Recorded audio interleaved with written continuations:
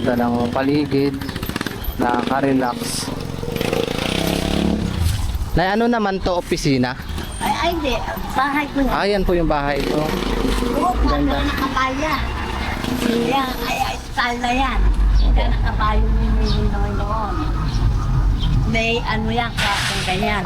Dyan po sa loob. Oo. Ngayon, yun ba na, ayan, layo yung bahay namin. Mhm. Ilang taon na po kayo Yung dito? mga kabayo niya kasi, wala na, pinamigay na, wala na, hindi na babalik yun. Nung pinalanggo ni ano, Marco. Pinamigay namin yung mga kabayo niya. Kasi pati yung kabayo niya, kinukuha ni Marco doon, lahat ang nasa-area ni Ninoy. Kaya nga po, kaya ako yung asin sa Luisito na sa akin na rin dati yun mo. Oo, dati, ayun, kuwang ko. Ngayon po ang Bumalik sa kuwang ko. Yung dati, kay Ninoy din yun. O ngayon, nung namatay na si Ninoy, si Cory naman, nagiwalay na. Aquino at saka kuwang ko. Dapat yan ang mana ni Cory yan. Yung bahay ng mga Aquino, binigay sa kanya. Kinuha ni Cory, binigay naman sa foundation. O, pagkatapos, bumalik sa Aquino. Binawi sa foundation, binigay ang foundation kasi hindi pinagawa ng foundation yan eh. O ngayon, nung nakuha ni Bam, bago siya mawala ng senador, pinapintura niya. Tsaka kasi nung mabol ng senador si Bam, doon niya babawian niya. Gagawin ako, mapunas sa Malacanang. Kala nila, pera ng Malacanang na nagawa dito. Mga kino kasi ayaw nila yung may sinasabi sa buhay nila. Hindi katulad ng hindi kuha nila ko. nilalabas yung nila na yung kabuhay-buhay nila dati. Oo. Tahimik lang po sila. Oo, yung kuha ko. At tapos, yung kuha ko na nagiwalay na sa sila. Sorry, no? Oo. Anong nangyari sa kanila? Yung mga kuha ko, lumitaw na mga nakatira sa kanila, na sila, sakong sa pera. Kim sa pera, galing sa lakaw yung iba. Oo. Hindi ba namupulalag sa yun? Yung kuwang ko, di ba? Kasi yung kuwang ko mayaman na. Yung mga magsasaka, yung nila sa tubuhan. Pinabayad nila, pinakil nila. Matatanda na. 50 years na. Kaya yung bakit dyan, pinamigay yung lupa ng Aquino dyan. Lahat ng lupa nila dyan, kinukuha ni Marcos noon yan. Kaya nagka-gera-gera dati dyan eh. Kaya natin kung kami yan Ni Marcos. Inaalis lahat ang kayamanan ng mga Aquino sa mga buki, Tarita, Alnetra, dyan. Yung kay kuwang ko, kinuha na ni Aquino yung lupa niya, pinabigay lang sa lupa. Iba na yung kuwang ko. Diba? Dati kasi magkasama yan eh. Oo. Kuha ko sa Aquino. Oo, ngayon hindi Ayan na. lang yung walay ito. Walay na.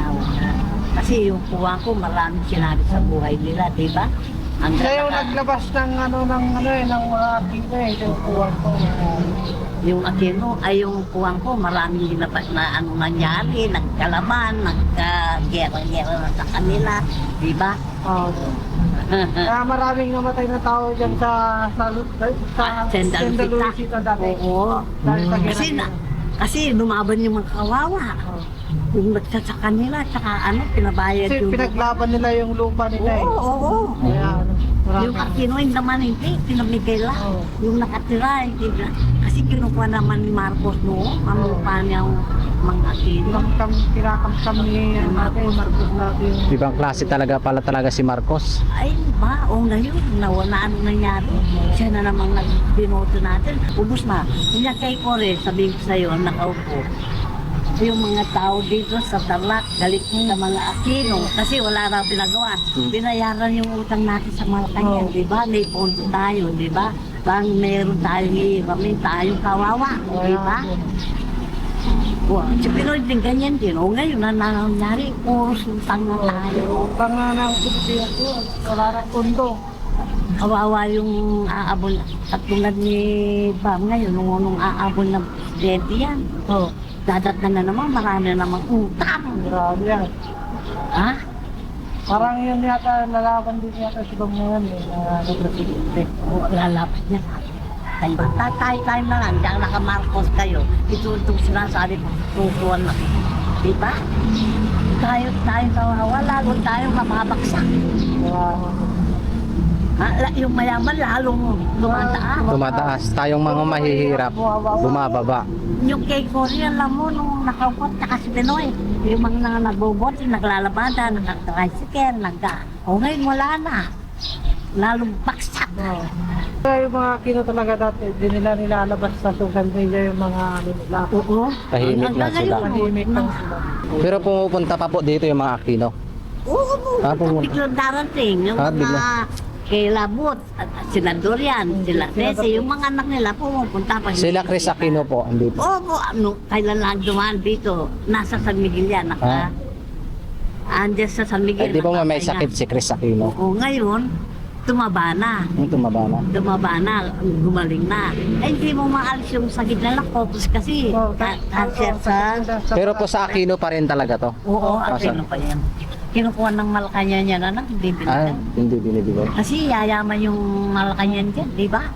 Tsaka yan, may kayamanan sa talo. Sa ilalim. Wala ng apo niya.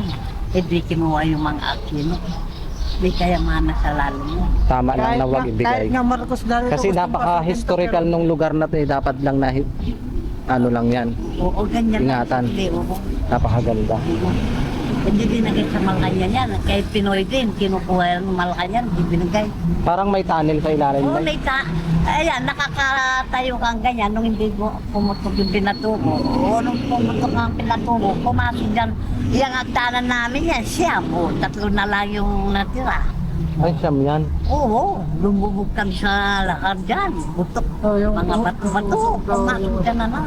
Ayan, kung kapasok ka sa lalim, nakaupo ka na lang ganyan, di ka na makatayo. Ah. May kayamanan nga sa lalim yan. Lumubog. Ano niya ay ang kasaysayan mga Tino, malinis ang kanila nila. Mas maganda pa rin talaga ang mga Aquino. Oo. Maganda yung aking presidente. Ngayon kapangit, ay Diyos ko, ano ba yan? Ilang taon na po kayo dito naka... Sa 20 years. 20 years na. Ay, sa 20 years lang, 13 anos pa lang dyan ako, no? Bata pa po Tatay ba? ni Ninoy. Opo, dito na po kayo. Si Ninoy nga katatapos niyang college noon.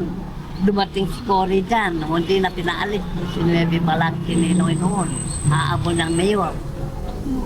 Si Cory, tsaka si Pempa lang yan, minsan lang nagkita. O pangalawa, hindi na pinaalis. Ganoon yan. Magkasabay na rin po ginawa ito, tsaka ito. Ay, hindi. Ito. Bago lang po. Bago pa Ito, lang yan. garahe ito ng ng kabayo. 12 taong pa lang ito.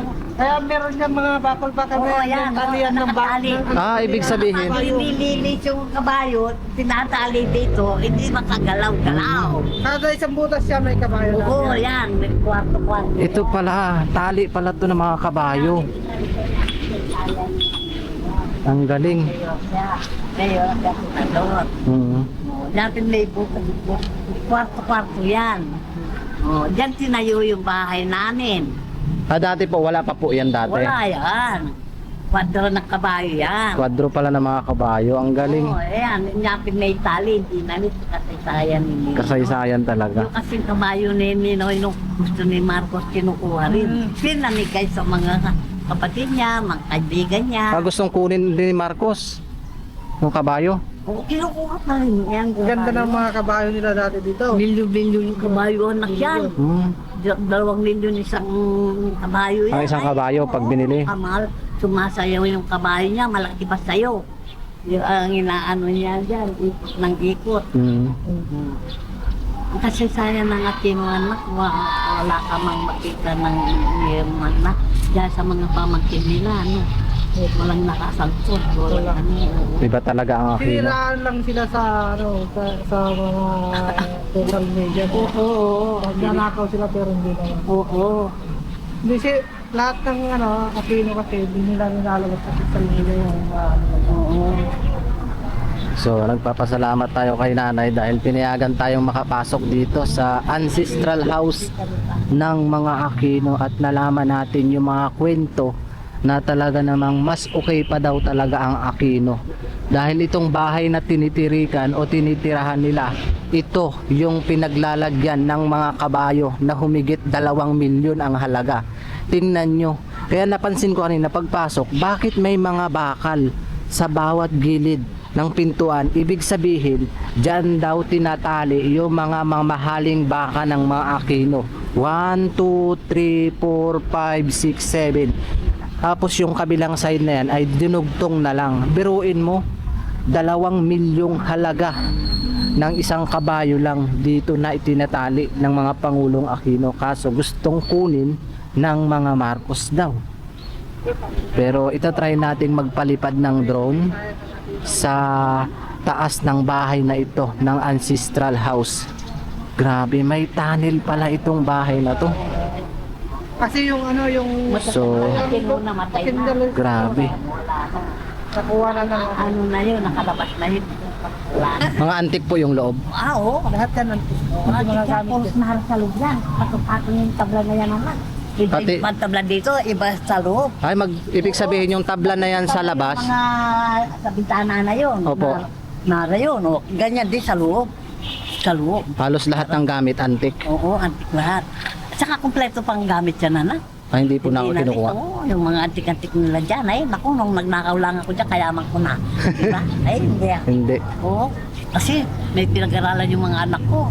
Tapos magnakaw ka dyan. Mm. At sasabihin ng mga tao sa construction, nagnakaw lang yan, dyan yung maman. Diba? Mabuti na lang po hindi napapabayaan na. Ay, hindi ko pinabayaan anak. Yan. Ano na lahat ang ano dyan. Kasi kadalasan ng Darating sila, mga malinis. Mm. Hindi ko pinabayaan anak. Oh. Yung mga tools na pumapasok, o bigyan na kami ng 20, 50, iniipon ko yan. Oh. At saka sa tubig, kuryente, ako na lahat. Hindi na ako humingi sa kanila na. Ay, hindi po. Iingi ka, darating isang buwan, bago darating, wala na, tuyo na yung mga Tuyo laman na. ng kuryente, di ba? Oh. Kasi mayroon ibang mga ancestral house po na pinapabayaan na lang Ay, rin. pinabayaan taga na. Mm. Oh. Ngayon, pinabayaan nila yung Pinapabayaan. mga ganyan. Kasi hindi na binibigyan ng kite, hindi Opo. na inaano eh. Yung iba kasi hindi pinapahalagahan. Basta yung perang pumapasok dito, dapat sa akin na, hindi. Ginagamit ko sa Ginagamit bayan mo. na. Alam mo, sabihin ko sa'yo, kwento ko. Nung isang taon, nakamahigit akong 300,000. Pinapintura ko. Hindi ko Wow. natapos. Yung iba, Sariling pira nyo po yun. sarili ko na. Kasi dyan ako lumaki, dyan ako nag-asawa. Nung natuto yung mga apo ko dyan. Mhm. Alam mo, 2 yung anak ko, sa babae, isang lalaki. At least yung anak ko babae, may tapos ng doktor, civil engineering natin. Ang galing. Oh. Magnakaw ka dyan, ano kasaysayan na dyan? Napakahalaga ng kasaysayan. Oo. Hindi ba tutumba sa mga pera yung Ganun yan naman. Grabe. Oo, ngayon, mga apo ko. Naabutan pa. Trabaho. May sarili. Yung anak po kong doktor, may sarili siya ng siya. O, yung nursing, kasama yung kapatid niya.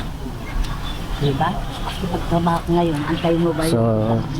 nakakataba ng puso na pinayagan tayo mismo na pasukin o libutin itong bahay na ito. At least nagpaalam tayo sa katiwala at house ng mga Aquino na dati pala ay nung pumutok ang Punatubo, tumago pala sila sa ilalim ng bahay na ito. Kung makikita mo, ay meron nga palang tunnel yan sa ilalim. Ayan. Yan, may tunnel sa ilalim, guys. Grabe.